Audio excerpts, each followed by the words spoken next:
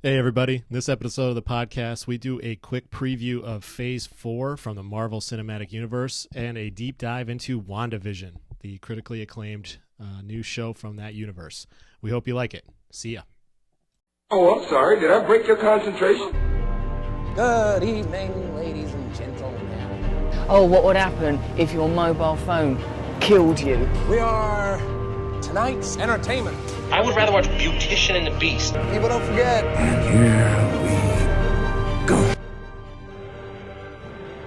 And we are back once again. I'm your host, Eric Wolf. With me, as always, Eric Russo. How's it going, bud? We are back. We are back. We are getting Doug back. We are back! We are back! We are getting Doug back! We are getting Doug back. Yeah, so a lot to talk about. A lot of exciting things in the Marvel Cinematic Universe. Yes, there is. A lot. I think a lot is the key word there. Content. Thanks, Disney. Disney just loads of content. Loads, man. I can't even imagine. Just shooting loads. Shoot loads of film. Content. Of film, guys. Yeah, anyone with a dirty mind out there, just keep listening. I want you to listen. But, yeah, a lot of Phase 4 stuff coming out here. Obviously, this whole WandaVision television show, kind of a mixed bag for a lot of people, a lot of confusion, but it's really kicking off quite a run of television shows from Marvel. Yeah, so, I mean, obviously, Marvel does their content in phases, which I think is pretty cool. So, obviously, the first saga of films was Phase 1, 2, and 3, right? I think first phase was what? How many movies? Maybe like 5? Yeah. 5 or 6, maybe. So obviously they're getting more in depth. It was like 5 or 6 for Phase 1, 5 or 6 for Phase 2, and then Phase 3 was like 10. Now Phase 4 we have, I think, about 10 to 12 movies for Phase 4, and then another 10 to 12 shows too. There are 12 of each, which is incredible. Like, yeah, it's like as more characters come out, it's just more intriguing, stories and how they cross over. It's just we see a ton of characters in each of these things that know each other from the movies and previous shows. So, yeah, I think the way the shows are running out, the television shows, it's certainly incredible that we're getting more in depth with each of these characters, even farther than any movie could go. Yeah, no, for sure. Obviously, with the shows, it gives you a lot more time, especially with some of these characters. Like, I don't really think anyone's going to see the Wanda movie. I think that's why it was a TV show, because she's kind of been a backseat character for forever. That, I think they kind of knew that they couldn't get away with giving her own movie right off the jump. But, after this show, it's very possible that she could potentially... She's going to be in Doctor Strange, obviously. Yeah, that's exactly what I was thinking. Like, we didn't know too much about her past, and we kind of just knew, like, the story, but we didn't see it or hear about it. But now that we know, she certainly could, potentially come back in a film in the future, Phase 5 maybe, something like that. Or, who knows, they might pick up the show again for another season.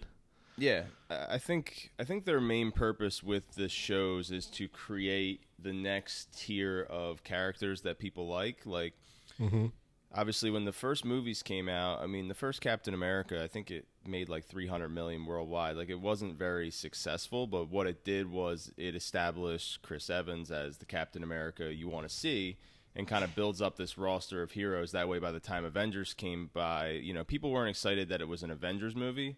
People were excited to see Chris Evans team up with Chris Hemsworth, team up with Robert Downey, right? Like, these versions of these characters. So I think it's a long-term play, and I think it will work out where, they're going to be able to create, the next stars of the Avengers movies from some of these shows for sure. Yeah, we'll get into WandaVision in a minute, but yeah, next one coming out, Falcon and Winter Soldier. The Captain America story kind of continues without Chris Evans. Interested to see how that goes, but a lot of the characters in it, including Don Cheadle as Rhodey, coming back to play a character within that show, I think it'll be pretty cool as well, because those guys play really well off each other. I think the three of them, they kind of got, they're bros, they kind of like mess with each other and stuff like that. So yeah, I'm looking forward to that one. I think that comes out in April, coming up pretty quick here. So actually, it looks like they moved it up a little bit. It's coming out next week, so it'll actually be airing.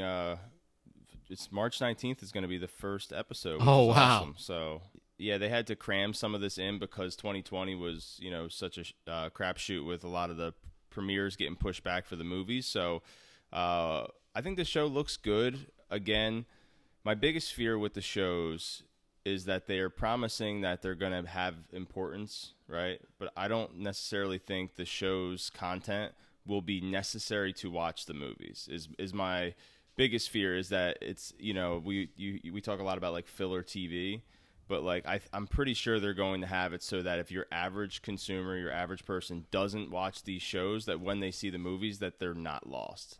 What do you think about that? Yeah.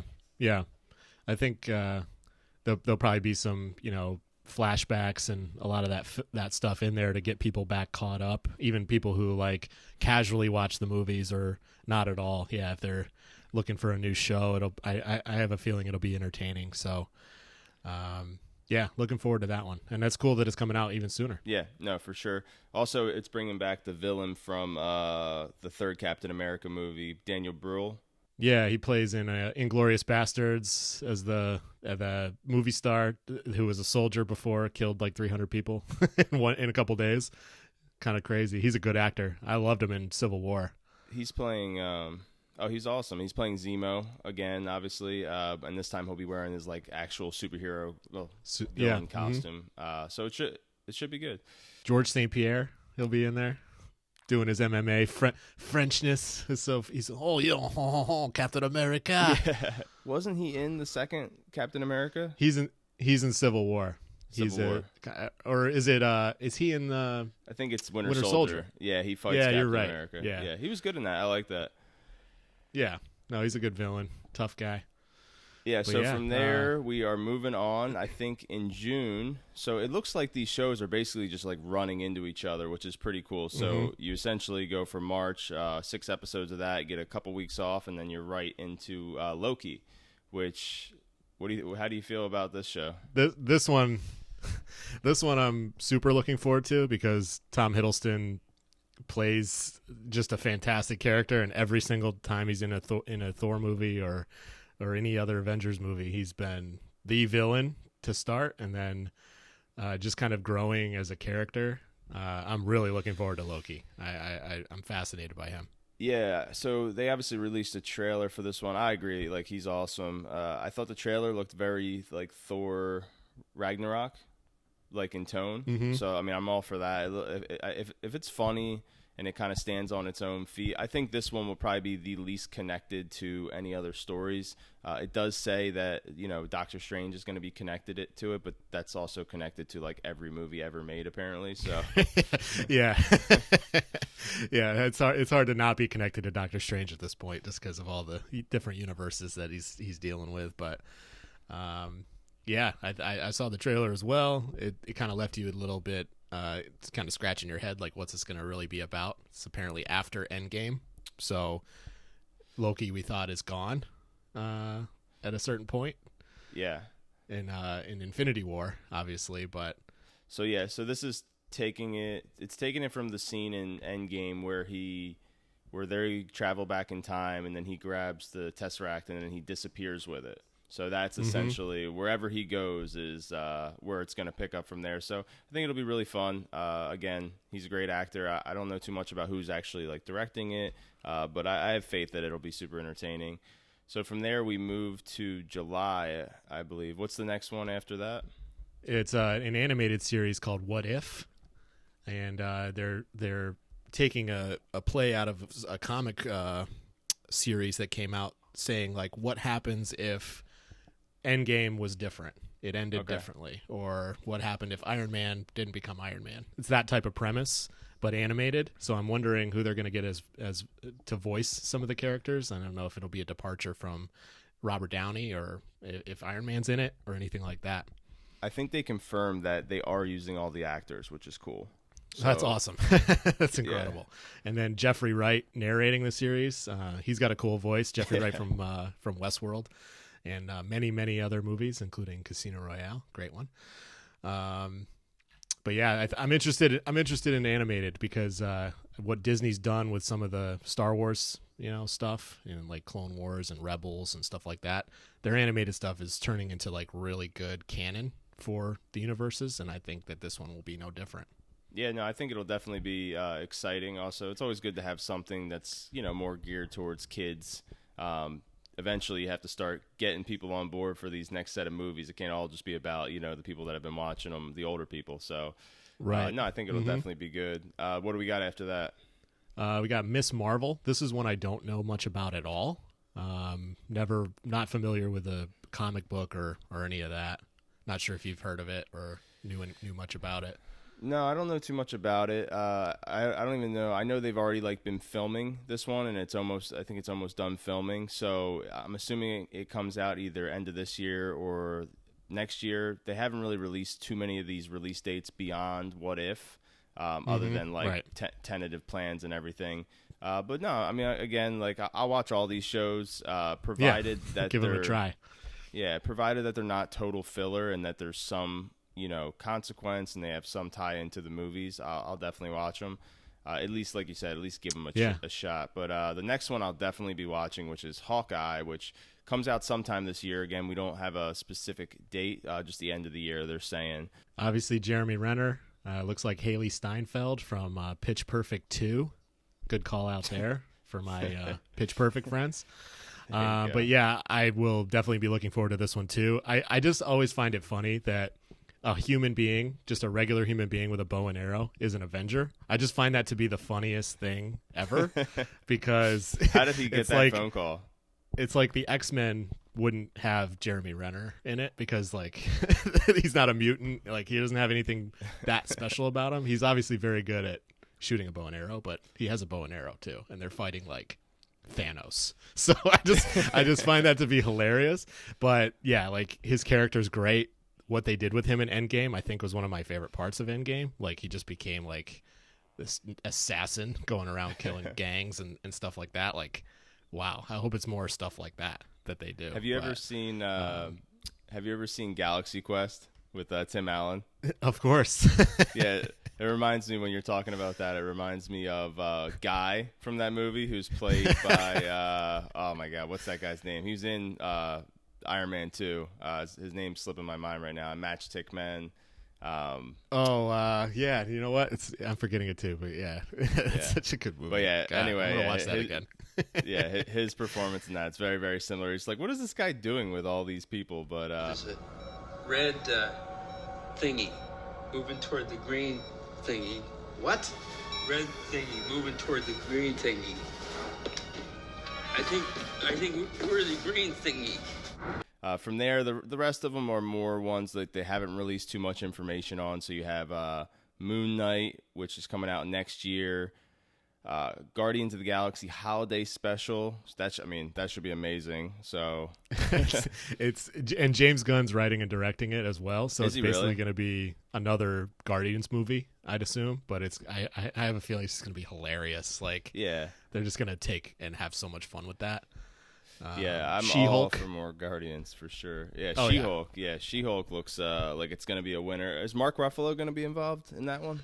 It says that he will reprise his role. It doesn't quite say where it's set, but again, there's not too much information about some of these other ones that are coming out in the next couple years. But and then Secret Invasion. I think it's a follow up with Captain Marvel.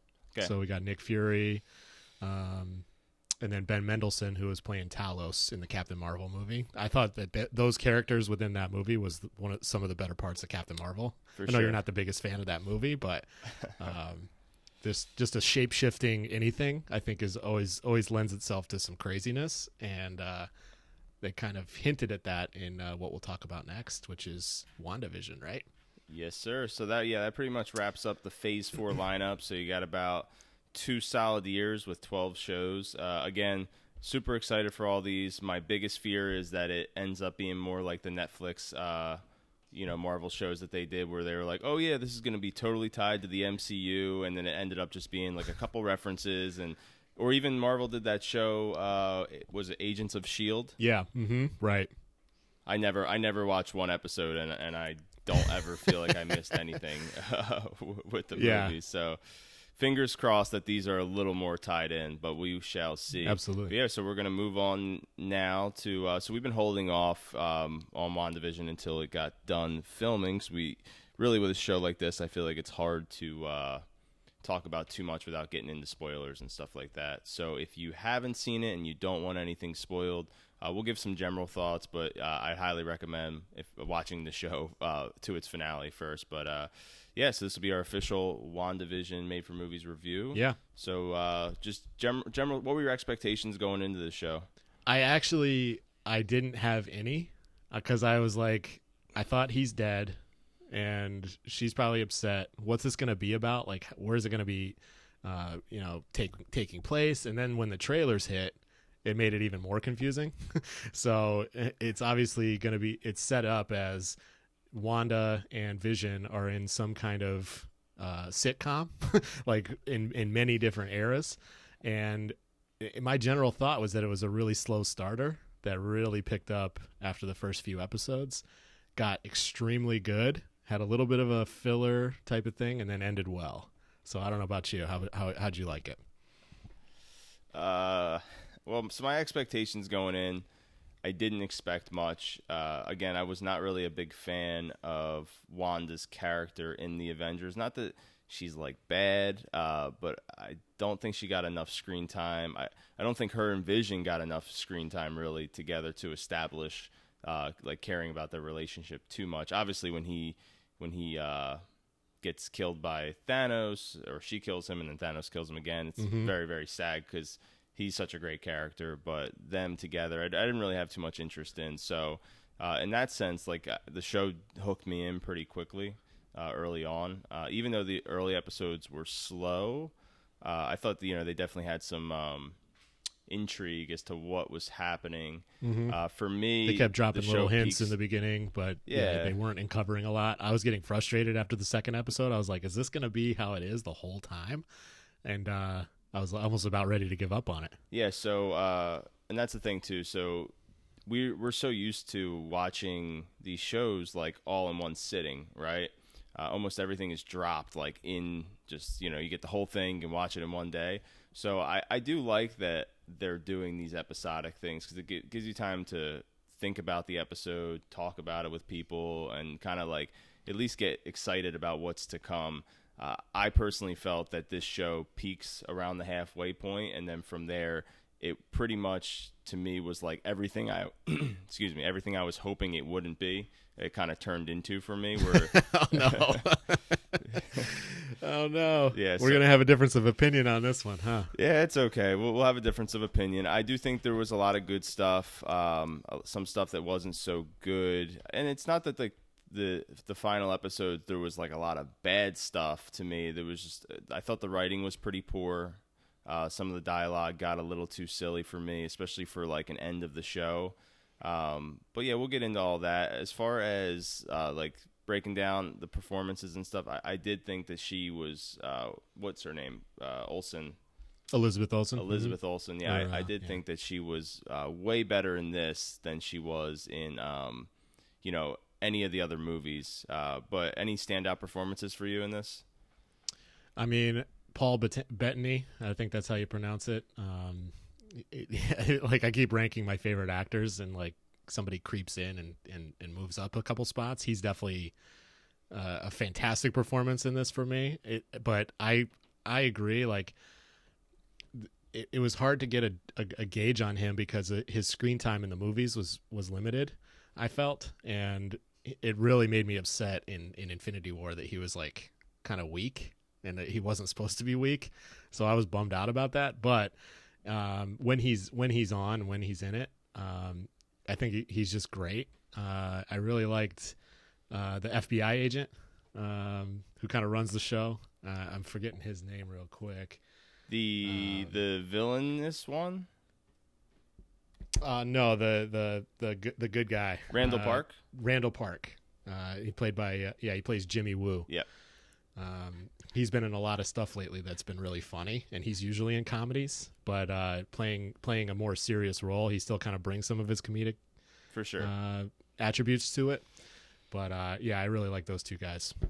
How about you? No, I definitely agree. I think Paul Bettany's the standout for sure. I think he really got to show his range. I think he's perfect for this type of like making fun of a sitcom show, because you could definitely see Paul Bettany starring in those shows for real. And I do agree. I thought that Randall Park was the only person that was like funny in the real world, like as far as the cheesy dialogue that was going on. He has a very good delivery, and like he's just so dry with his humor, and his facial expressions are he's always, like you said, he's literally always funny. It's very on point. And I do think he'll be a character that you'll see him pop up. He'll probably get a couple like little small moments in movies moving forward, just because I think that, you know, from everything I'm seeing, like people are kind of unanimously agreeing that he's one of the best parts of the show for sure. All right, so we're going to start to get into some spoilers here. So if you have not seen WandaVision or just don't want to have anything spoiled, I would suggest stopping here and coming back and finishing it once you're done with the show, unless you don't care. Yeah.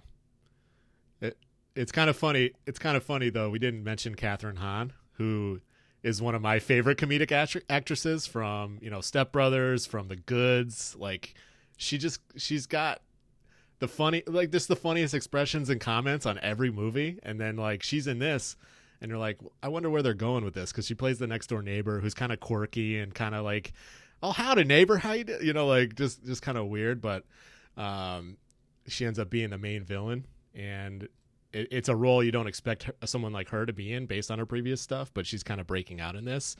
We'll get into that more as kind of the reveal happened, but it's just funny to see her in it. Yeah, so let's go through it. We'll go through each episode here, just hit on some of the main points, some stuff you liked. You know, so the show obviously starts with the double feature of the episode 1 and 2. So these ones are the black and white episodes. Very, very corny, very cheesy dialogue, but you know, again, it was very playful to the point where it didn't bother me at all.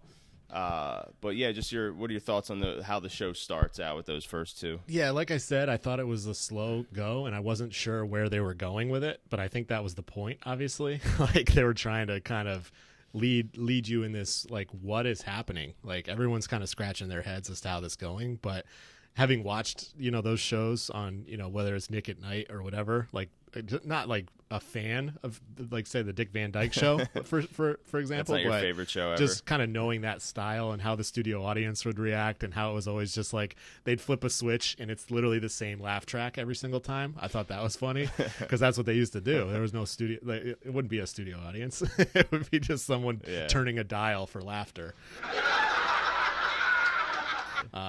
So is that the ultimate job in Hollywood? The guy who turns the laugh track dialogue.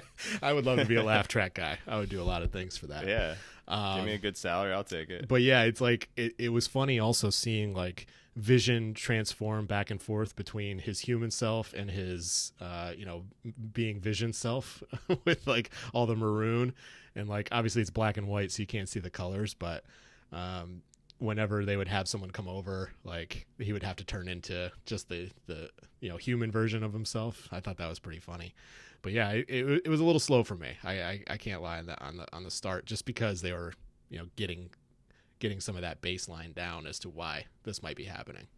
Yeah, obviously at this point we don't know why it's happening, so I guess that was probably my main interest in sticking with it. But yeah, this is a show that had I not really known, like, okay, this is a Marvel show, I probably would have been out after the first two episodes. Not that they were bad, there just wasn't really anything happening. I mean, they do an amazing job paying, you know, respects to so many great shows. So the first episode's more I Love Lucy, Dick Van Dyke, like 1950s, 1960s. Second episode gets more into Bewitched, which is ironic because she's a witch. But right. Of course, they had to use that, and I Dream of Jeannie in the similar light because she has magic powers. It's the same idea. Same idea, yeah. But yeah, I did like the, you know, those shows are just known for having the most ridiculous, like, weekly plots. Like the boss comes over for dinner, like, and when I really liked episode 2, Vision swallowing the gum, and then he's like basically wasted because his insides. Yeah, he becomes kind of dumb. Yeah. Yeah, that magic show was funny, and that's where they start really dropping the hints of like, this isn't reality, like something's going on that we don't know behind the scenes, and you start to hear like the voice over the radio try to talk to her and see like, what's going on, Wanda, why are you doing this, like what is happening. Yeah, so I think my favorite scene in those first 2 episodes was the scene at the dinner table where Vision's boss starts to choke on the food, and it just goes into this like very weird like time loop where he's choking and the wife is like robotically like telling him to it's okay.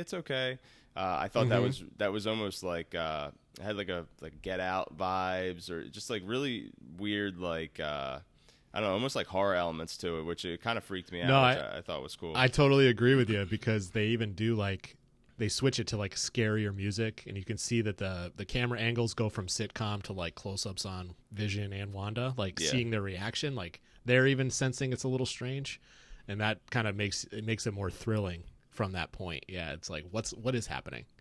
So from there, at the end of that episode, she obviously is all of a sudden just pregnant, and that's when the show turns into color. So now we move into like the 1970s for episode 3. Brady Bunch, All in the Family. Any standouts from this parts with her kind of being like a TV pregnancy and making fun of that? Yeah, I think when you move into the 70s and the scenery changes within the house, it goes from like a 50s house to a 70s house, shag carpet, different like mid-century modern furniture. Like you're like, wow, a lot of this is changing. It's very complicated. A lot of sets that they had to like redo and shoot new stuff on. I thought that was really cool. Why is she pregnant? How is she pregnant? Like, what is going on with this? Like, just more questions come up from that. But I think that the Brady Bunch type of show in the 70s is just a funny thing, because it's so over dramatic, and there's sometimes sound effects set in there, like it's kind of like right. Anybody kisses, like the audience has a different reaction because there were live studio audiences in there. Yeah, pretty funny.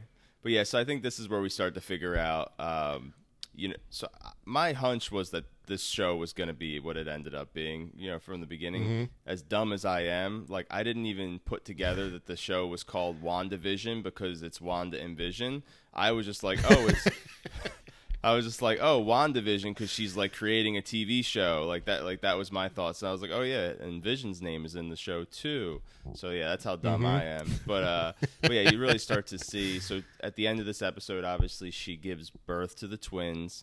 And then we also see her first interaction with Monica Rambeau, who's been inside the Hex at this point, but we didn't know that she was who she was. Obviously, she kind of reveals herself to be not part of the actual kind of show going on. Yeah, it was interesting to see how the other characters who we're finding out are townspeople. They're not treating Monica as nicely, coming into town, because she is an outsider. And it's kind of like, well, why are they treating her like this? We don't know. And then it starts to uncover, like, she's starting to hear things from the outside world, too, and start to remember stuff from the outside world that she then, introduces to Wanda, who doesn't really like it. Yeah, she's like, get off my TV show here. And she removes her. So that's kind of how we end, heading into the 4th episode, which actually takes a break from the sitcoms. I don't even think, is Wanda in the episode at all? I think they completely go to the real world, right? Yeah, it uncovers like what's happening to this one town in New Jersey that she's kind of turned into her own sitcom, and we're seeing that it's Wanda who's making this. So we finally kind of uncover that's who's responsible. There is no major villain forcing her to do this. It's all her. Yep. And we get introduced to the FBI. They're kind of investigating what's going on, and then we find out that there's a new SHIELD from the movies, because obviously SHIELD was bad. It's now SWORD. So we move kind of from defensive to offensive. So right then and there, you're kind of like, maybe SWORD isn't so good, because it's kind of more of like a violence thing than a defense thing. We learn, just kind of how they're monitoring the situation. I think even Wanda comes out from the town to confront them and say, like, leave me alone, stop sending people that's in right here. Yep, that's right. And then we see that when people do go through the hex, is like they're changing to whatever time it is. So their clothes change. If a car goes through, it could turn into like a circus car or, you know, a business, you know, which I thought that was pretty cool how as it starts to expand out, you see like the world around it just kind of morph into her world, which is pretty wild. And then so from there we go to the fifth episode, which to me is where the show peaks.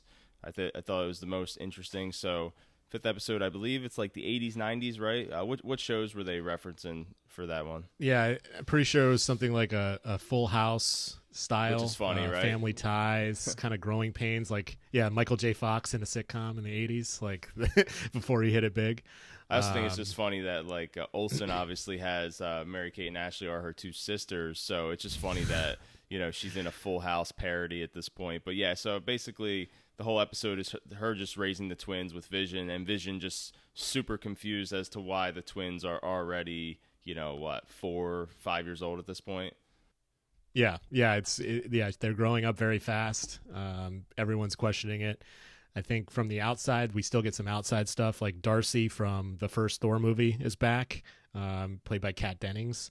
One thing I really liked about, like she's we find out that she's now taken what, you know, Natalie Portman's character in Thor was doing and kind of done that on her own. Even though she was never a scientist before, she's now some kind of super smart scientist, which she's just been studying and studying and studying based off what she's been doing in the previous movies. So her character development is also pretty cool, and probably expect to see her in an upcoming Thor movie pretty soon. That would be pretty cool if they kind of connect everything back. Yeah, I did like her character in Thor, and you know, she's charming, you know, if nothing else.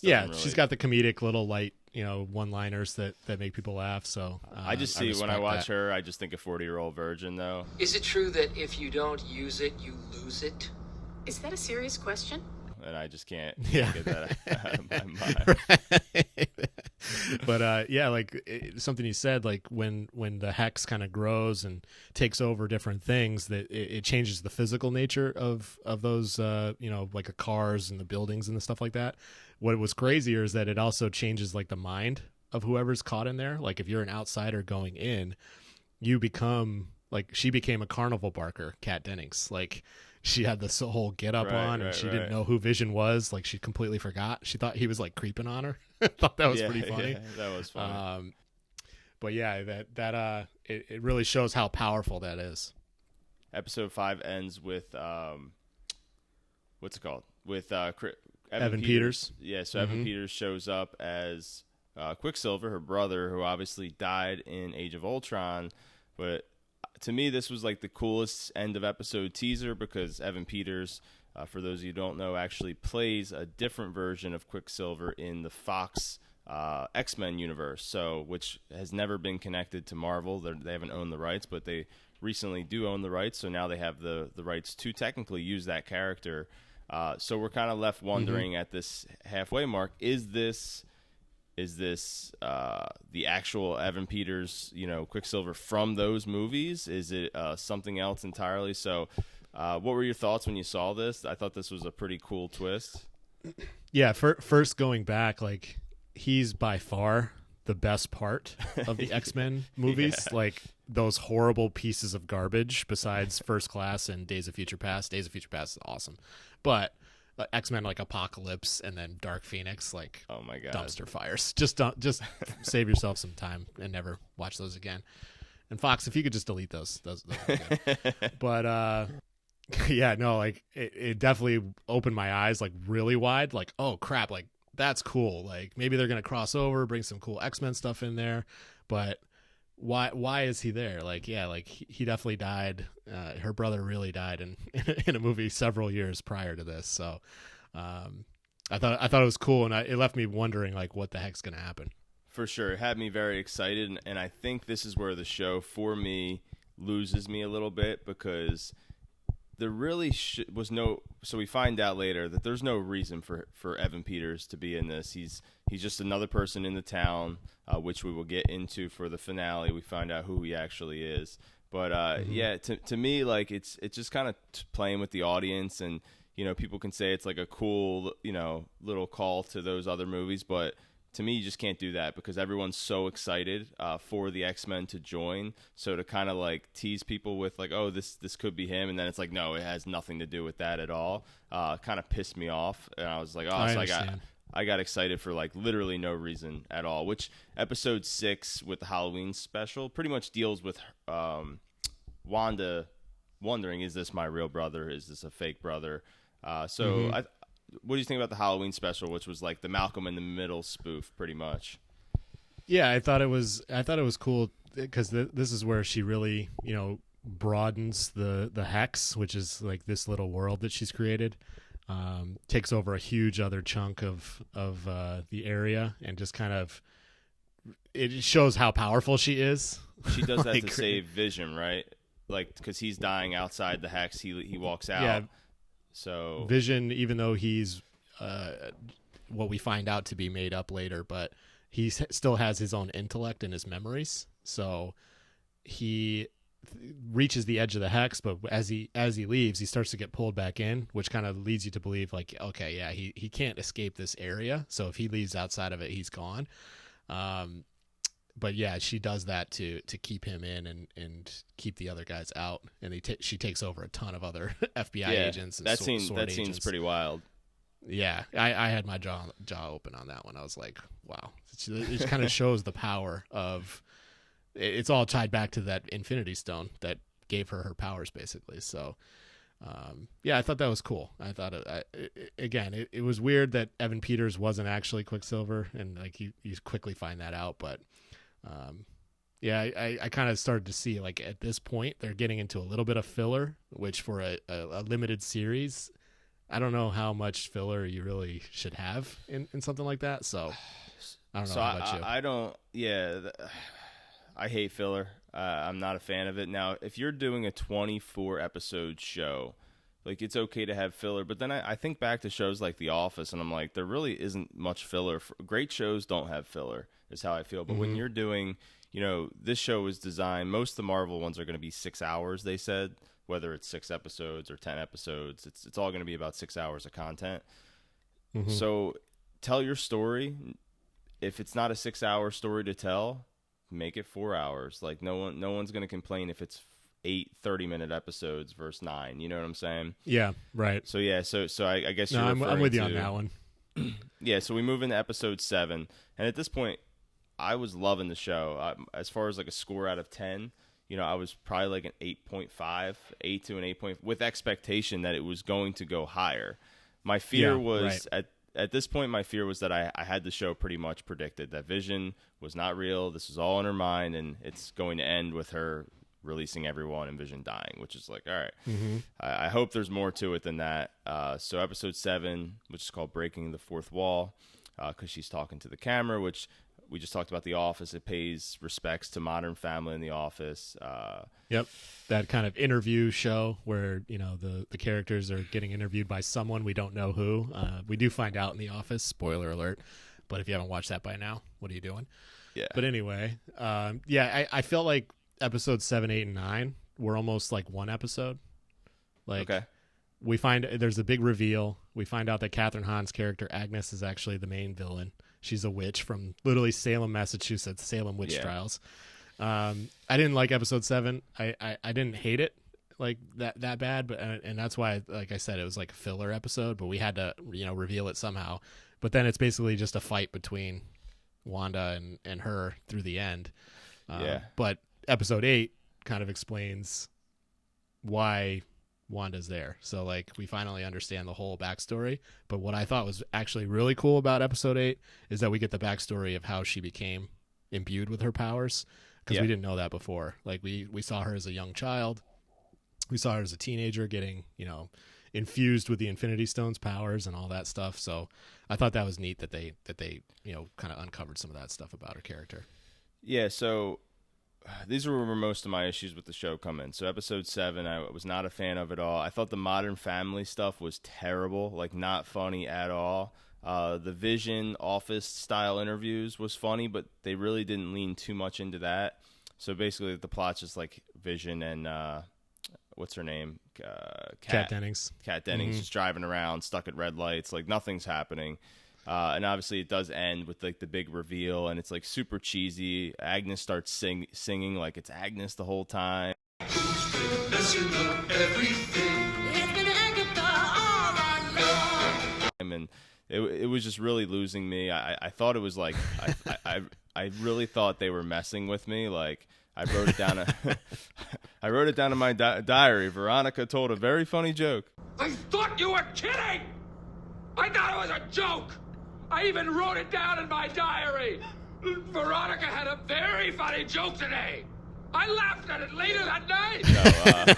No, but no, it was. I was just like, what the heck just happened? Like, I was like, this show just went from like intriguing and cool to stupid. Is how I felt.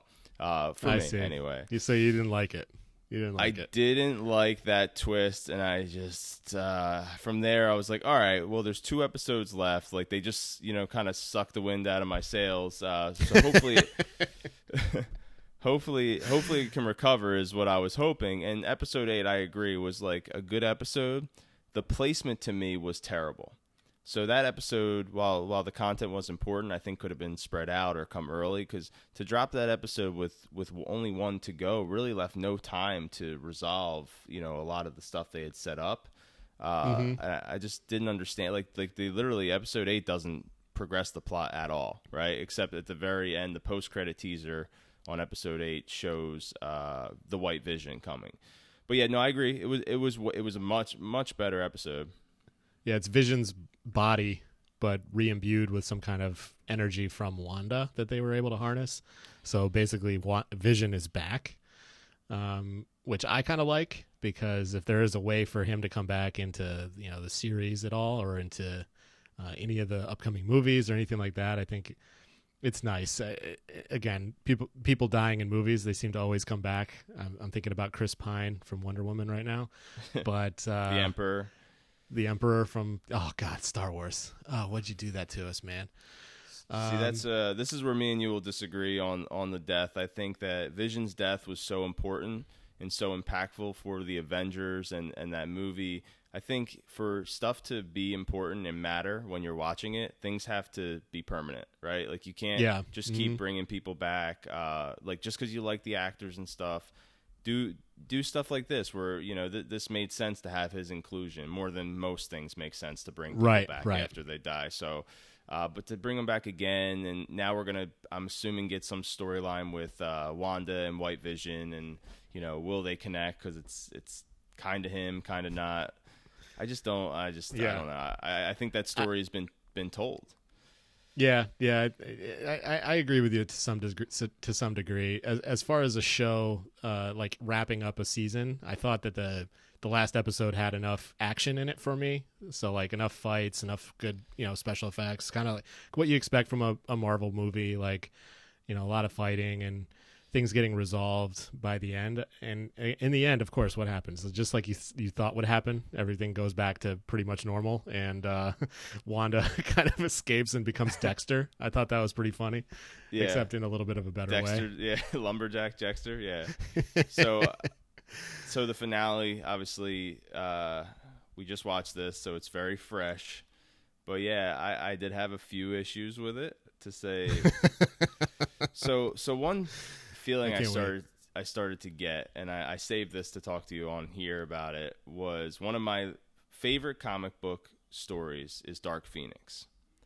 It's also one of the worst comic book stories to translate to the big screen, or TV, or whatever you want to call it, right? And to me, this is like the Dark Phoenix storyline in Marvel's universe. It's almost the exact, like where it's heading. Like it seems like it's heading towards her being the villain. Okay. I just don't want to watch that movie. Like if that's like what they're going with her, and she's going to be more of a villainous type role and all that stuff. I really hope they don't do some variation of Dark Phoenix with Wanda, which is my biggest fear coming out of this show. But as far as the last episode goes, I told you this, it gave me very Wonder Woman vibes, like the first movie, not in 1984, but the first movie. In the sense that the first 2 acts were so different than any other superhero movie, and then the last 20, 30 minutes is just like, okay, we're right back to generic action scenes that no one cares about. with nothing happening really, like with her fighting Agnes, and they're just throwing, potion. What are they? I don't even know what they're doing. Like purple fireballs at each other in the sky. Like it's just. I mean, that's their powers. You know what their powers are. Like they're telekinetic and energy and flying and stuff like that. The Agnes thing, like I was so off board with her being the villain.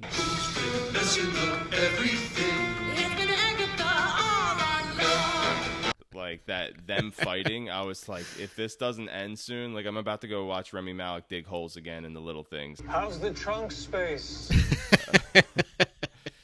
But no, I mean, it was fine. Like, okay, there's no TV show that could end so badly that I would ever go back and watch The Little Things. Let's just get that out there right now.